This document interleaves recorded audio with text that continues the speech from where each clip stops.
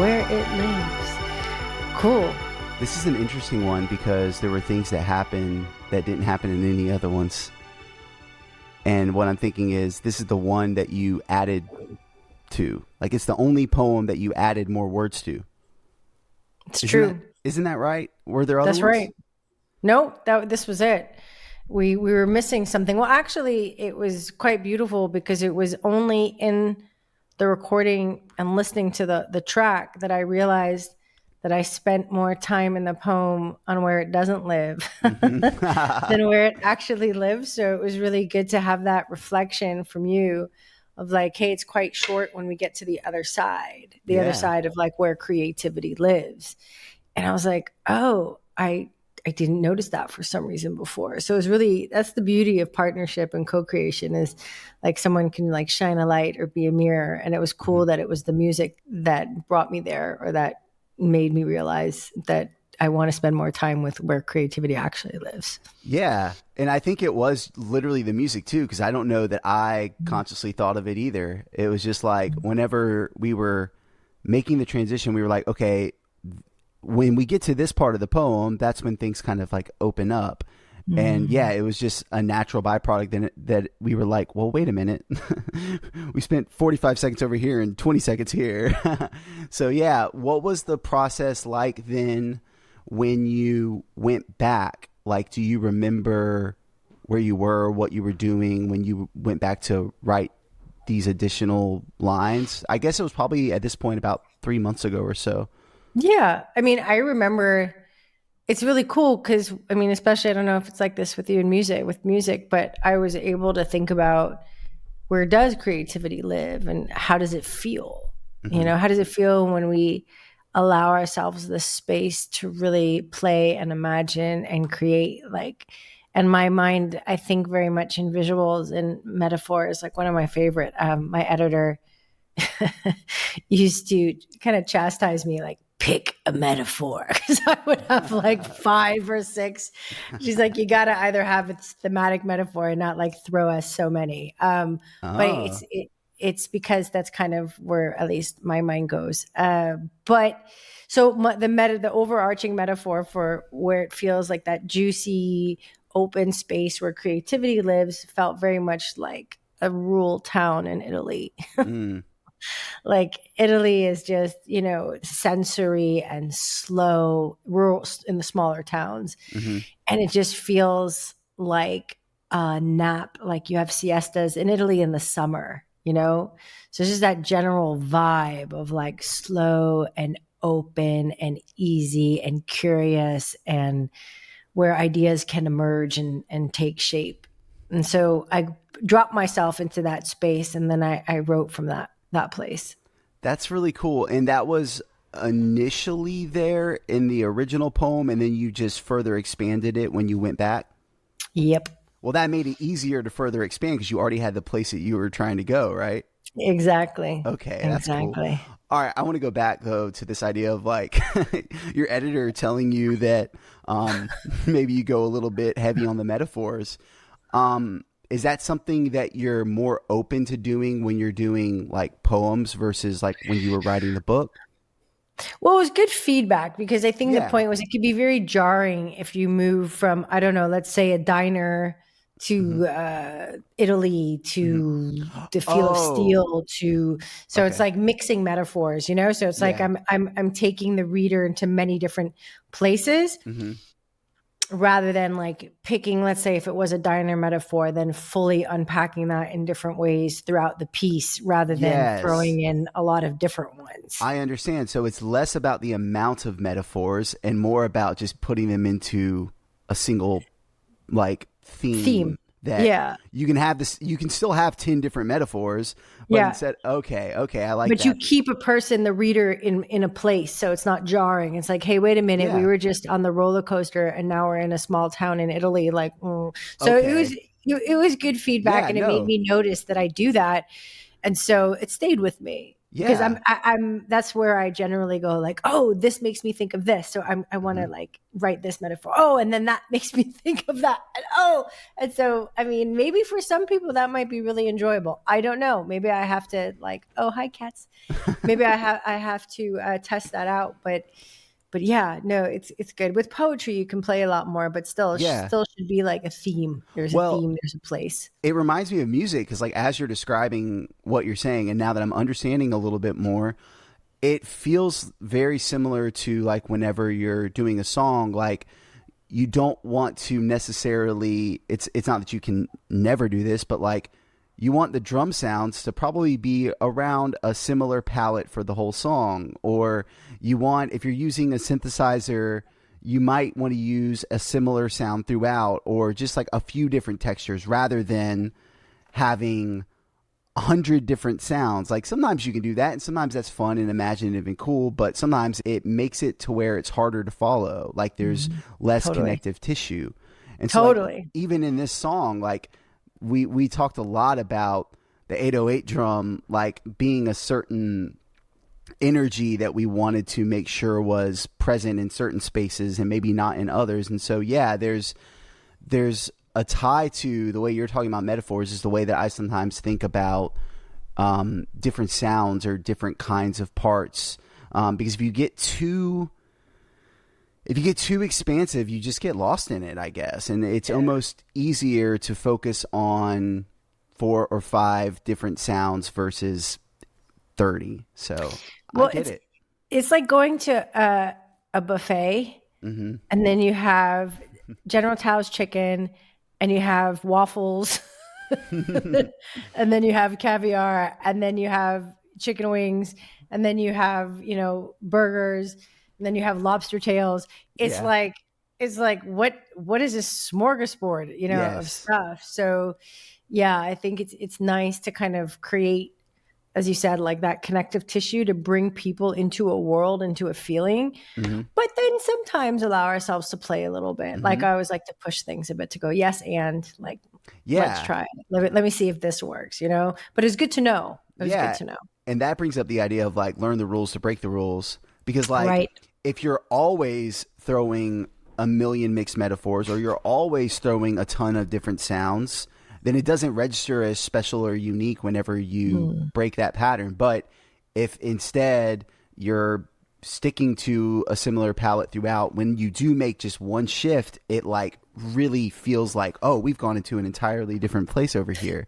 So my cat over here hitting my headphones, they're very rambunctious this early in the morning, or a little earlier than usual, and so they're wild. But anyways, back to what we're talking about. Yeah, it feels like by following the rules, quote unquote, it allows when you break them, it just is like, oh wow, that's cool. That because I wouldn't think about like mixing metaphors like that. But I guess now that I think about it, now when I hear it, if I notice it, I'll be like, oh, that's cool. A little break from the norm. So I like that. Yeah, and I mean, in where it lives, it's like there is a mix, but it's very intentional. So in the Mm-hmm. beginning, it's trying. We're not in Italy. We're trying to capture the feeling Yeah. of being really, really busy and like chaos, like very Mm-hmm. chaotic, and let's go and Tetris calendars and hey, all of that, like go, go, go kind of Mm-hmm. feeling. And then where creativity lives, it's like this exhale, expansive release, sense of just being in a place where you can trust your ideas and things Mm-hmm. come to you Mm-hmm. because you're open and you're not gripping and rushing and trying. Mm-hmm. That's what it feels Te- like making the music for it is like that. Like I have to get to that place. I can't create from a busy, noisy. No, it doesn't work. At least not for me. te- yeah, tell me about your production process. Okay, yeah. Well, do you want to give the prompt? Do you have it? If you don't, that's Yes, I okay. do. Yes, Okay. I do. Yeah, if you have the prompt, I think this is a good one because it was Mm. very. Sometimes I read the prompts and I'll either get it and be like, okay, yeah. Or sometimes I'll be like, I don't quite get it. And I just kind of like go at it a little looser and more open, which I know you're cool with. And so sometimes that's just the way I do. This one, I think I was like really into what you said. And I feel like I was really trying to nail it. And there were a lot of elements that didn't even end up on the finished track, but I remember like really going into your prompt in a very literal way, I feel like. So yeah, please share it. Sure. So the vibe was busy beats crescendo and then change shape when we hit creativity marinates. Suddenly we're in Italy, listening to cicadas, a warm breeze tickling skin, an Aperol spritz in our hand. Moves from the real world to a dreamy creative space, from Italo disco to serenading creativity in the heat. Music that transports you from a crowded subway car directly to a hillside villa at the golden hour. Love it. Yeah. So whenever you were talking about the busy streets, I was like, all right, I'm in New York City, and I feel like there's just, I've only been a few times, but every time I'm there, it's just like bustling. I like it. It speaks to me. I like the busy streets up there. But I was thinking about the idea of people running around, how you can hear yelling and you can hear different noises and different things. And at one point in the track, it was as it is now, and we'll talk more about the music, but at one point I had literally gone through, do you remember? And I had recorded a bunch of things of like me yelling stuff, like things you would hear on the street, like stop or like get the fuck out the way. Like all those, like there were a bunch of them and they were, distorted and kind of like tucked away. We ended up taking them out because they just felt too busy. But that was just a part of the process of creating it. And I was also trying to use words that I feel like are sometimes in my head when I'm trying to get creative. Like, you know what I mean? Like you're second guessing yourself or you're telling yourself to oh, you got to stop. And I was taking those words and throwing them in, and it ended up not being used, but it provided that environment for me as I was creating the music, if that makes sense. It does. Yeah. It does. And so I had a good time with it because when you put the thing about the steady beats, the busy beats, to me it just instantly went to just like a driving drum pattern, the doom doom doom doom doom doom that or doom doom doom doom doom. That was Yeah, what it there you was. go. Yeah. And it was interesting because when I did that pattern and started to bring in some of the different drum elements, they're a little almost sporadic, like they sort of like the hi-hats will come in but then they'll go away, and then the snare will hit but it's got a bunch of delays on it, and so it'll create a interesting rhythm in and of itself, and then this other percussion thing comes in on the other side, and so there's lots of different percussive layers that are working together but like also like kind of just almost random in a sense. There's the steady drive of the 808 drum, but everything else is all over the place. And so for me, that was almost like the idea of like the heartbeat, the steady pulse that we have, but then all the other noise is just kind of like almost like random. And you and I talked about the idea of that energy that is sometimes chaotic, that feeling of anxiety or nervousness or whatever is not that dissimilar from the feeling of like excitement that you can sometimes get into when being creative. And that was the decision to bring the 808 drum back in the end, is like once you find that peaceful place and you begin creating from that, don't be surprised when that excitement and that body feeling comes back in, and it's a similar energy, but it's almost like we interface with it different because we have a little bit more distance or something because we're so present. I think it's about the energy behind behavior. Yeah, So talk it's about not that. the Yeah. actual behavior in and of itself. It's not Mhm. the pace in and of itself. Like, Right. not to demonize speed. Yeah. Speed, sometimes you're in flow and things just like come out of you, Exactly. you know? Yeah. So it's not the speed in itself, it's like the energy behind it. So when we're in like a fear mode, like Hmm. I got to get this done. Oh, it has to be good. Or, oh, like what if this and what if that? And this is so important. And this is what the work needs to do for me. And this is what it needs to like, Yes. and we're in that kind of fear driven rush mode, but that's Yes. the energy that's pushing you behind. Woo, that's not where creativity lives. Yeah. like Yeah. that's what's gonna like, it's gonna choke it, right? Yeah. Because it's being fueled by the fear energy behind the pace. And then, as you said, once we move into this creative, open, trusting space, because the pace of trust is, to me, slowness. Yeah. to a certain extent. I mean, and there's a U.S. Navy SEALs motto that I absolutely love, and it's slow is smooth and smooth is fast. fast. I mean, Yeah. so it's like that's what we're talking about. Yeah. So you're like slow, and you're slow because you trust, and the energy behind you is like, I don't know how this is going to be, but I'm going to trust myself, my process, my creativity. And then it starts to get smooth. Yeah. And then maybe it gets fast, Yeah. but it's a different energy that's behind it. So I just wanted to throw that into the mix because that's what it feels like to me. That's exactly what I was thinking. And that was the exact reason why I wanted to, because you say, how does the poem end? The summer that's never ending, and then doom, doom, and then the beat comes back.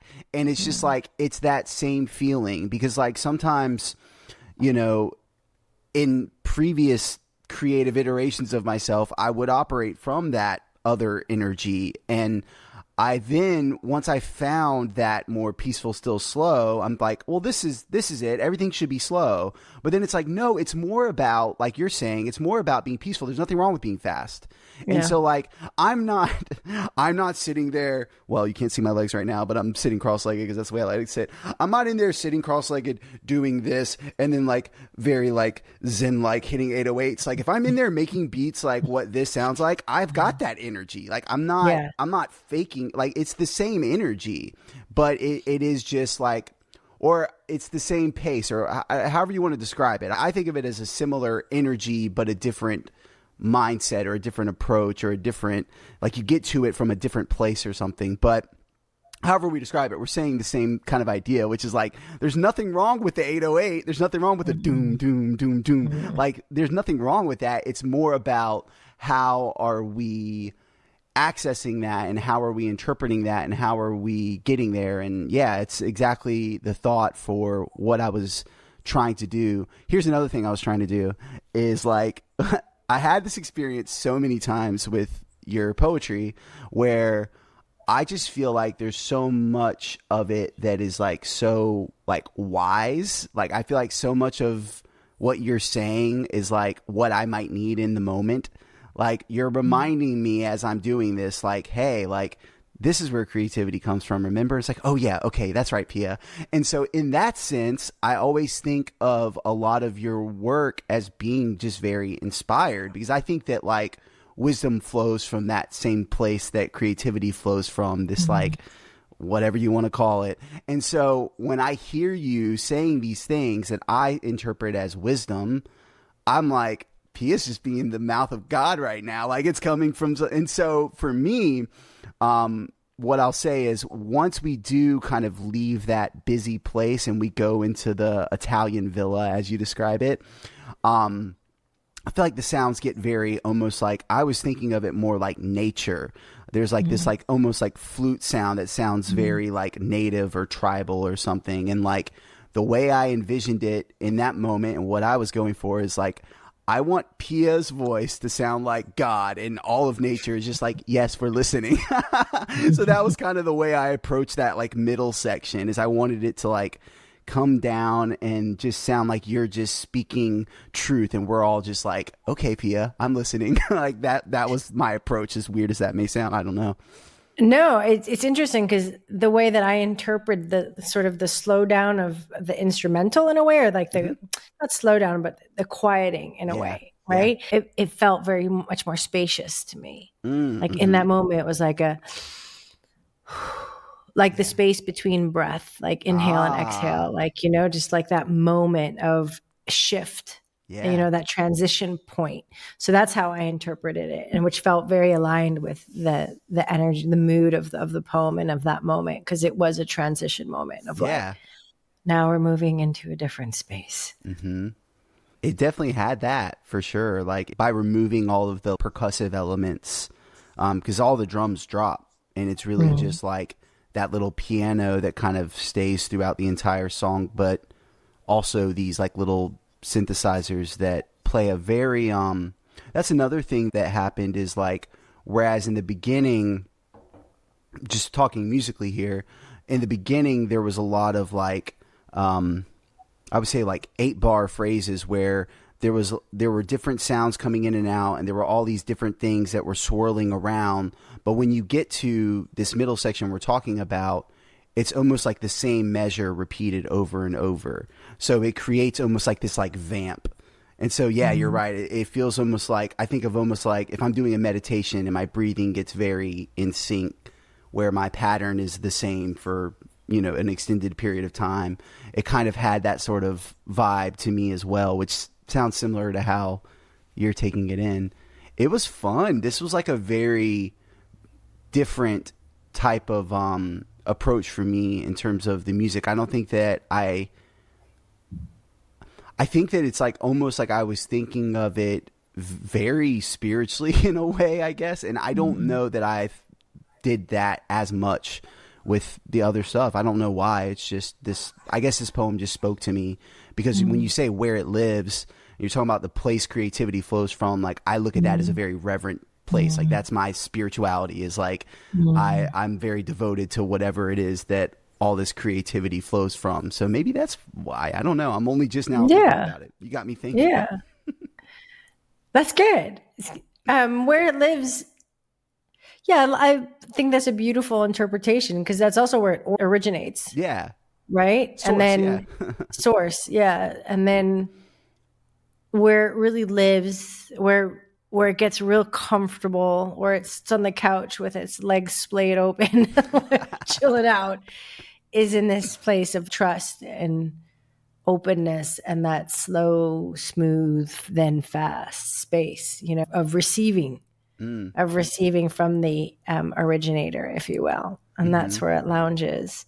So I love the connection between those things. Me too. For me, when I listen back, this is one of those ones that I feel like came together pretty quick. Do you remember if there were any other iterations musically? I don't think there was, but I think the main thing we went back and forth on was how do we create that feeling of chaos and rush without it becoming overbearing or like too jarring, because then you're like, it was almost too much. Like it almost did the job too well in the beginning with the like, like there are these voices and like, screaming.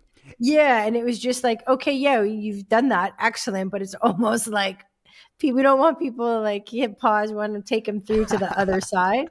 And so that was what I recall most in terms of our That's feedback. true. Yeah. It was a pretty easy process in terms of this one coming together. That really was like the one thing was just muting those extra vocals. And I mean, I'm sure I did a little nudging here and there. Yeah. And then obviously like, I think going back and adding the poetry, like that was a pretty, I don't want to say bold call, but it's just the one time we did that. I don't know. It just sticks out as being interesting to me. That was the only time that happened. And I love it because that speaks to the openness. We talk about this a lot, but it's worth bringing back again, is like trusting each other and trusting how our collaboration. And when you said, hey, like, this is, the pacing or the cadence is odd. We have all of this where it doesn't live. And then like musically, it just kind of, it's very short on the other side of it. And being open to receive that and to consider it and be like, like, I want people to reside where it lives, not spend more time where it doesn't. And I think it was great because it made the piece stronger. I think. Like, you too were bad fast. I can't. Well, you were fast when you wrote it, because I remember one day you were just like, "I'm going to do it on whatever day you said," and then like you just shoot me back. I'm like, "Cool!" Like I was like a little shocked at like how quick and effortless it seemed to come back. Well, for me, it's about showing up. Yeah. So if I put a block of time out and I'm like, I'm just going to see what emerges in this space and see what happens, and then like drop into the feeling I'm trying to evoke, and then allow like the visuals to come through, because that's what it really was about. Yeah. It's like, ooh, yeah, being in like a small Fiat, and then there's sheep that are around you so you can't move anymore. Like that's how slow and lush it is. Like, and so allowing those visuals just to like drop in when I imagined where creativity would live when it's, in a place of trust, and it's a place of openness and of receiving, and like all of those feels. And we're already, as you said, we already had a place. We were in the summer in a small town in Italy. We were already there. Now that I think about it, it's like the one time that it kind of flipped, because like usually I'm sending you ideas. And this was like one where you were because you like sent me the written form first. And you're like, what do you think? I was like, oh, I love it. And so it was like not a reverse vibe check, but it was the one time where you're like, okay, I'm going to do this on this day and send it to you. And yeah, that was fun for me. I remember, I think I was actually like in a park when you sent it to me because maybe we were on the phone or something. And I just remember like reading it and going like, oh yeah, I love this. So it was fun. Yeah, I really enjoyed this one. Yeah, me too. And I love that. I love like even for like our next project, like more of that, like more of the That's back and forth, you know? that's 'Cause what it's- yeah. yeah. I feel that way too. Like, especially if we could get in the room, because like Oh that's yeah. the other thing is like I'm so used to creating in the room. This is like the first project that I've probably ever done that was like so virtual. And I mean, obviously it worked. We did it, but like there is something I know, just as a creative, there's something whenever you're in a physical place and you're both right there. And so I can just imagine us, and hopefully it will happen one day. I can just imagine us in a room and I'm making music and you're just sitting in the back and you got a notepad and you're just going. And I just feel like that back and forth would be so interesting. And I mean, we did it some here, like, because I then did take your new recorded vocals and I did go in and, it did change what I had. So I can just imagine it in real time being super fun. That sounds absolutely amazing, lush, and what I want. And so in November, if we can make that happen, because that's when I'm going stateside. So that's in a couple of months.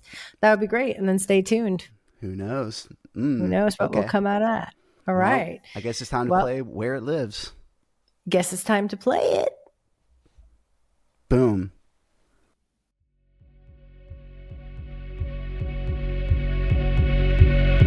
Where It Lives, a poem for creative seekers.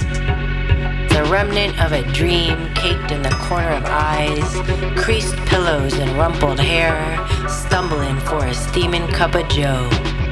The shape of what could be created, lost in the morning rush. The arteries of ideas clog, hardened by too many kind regards, doom scrolling, reading lines from other people's stories instead of making our own. Creativity folded and packed as we travel to somewhere, distracted by the promise of what's at the end of the rainbow, we forget to see its colors before it disappears. Creativity lives in midday naps, wind making curtains dance, the rise and fall of your chest, sleep lines drawn on cheeks, the sun sketching freckles on the bridge of your nose. Creativity lives in the scent of coffee, brewing on the stove, Nespresso capsules left in the city, dots connecting while shampoo stings your eyes, notes written on the glass shower door.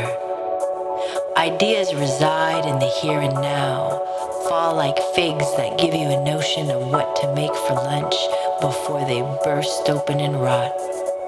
They live in the right moments in between, when time stops like a fiat in the middle of a herd of sheep.